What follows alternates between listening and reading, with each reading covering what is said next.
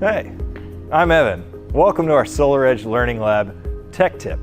Today's tech tip is on how to properly shut down your SolarEdge Home backup system. So let's start on our inverter. We want to start by turning the toggle switch off on the inverter, letting all the DC energy bleed out. After it's bled out, we'll turn off our DC safety switch. Let's head over to the battery and turn that off next. To turn off the battery, we're going to turn off the toggle switch and then the breaker.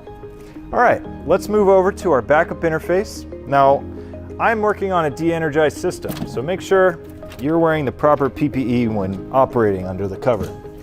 Once we remove the cover, we're going to shut off the breaker to the inverter. And that's it.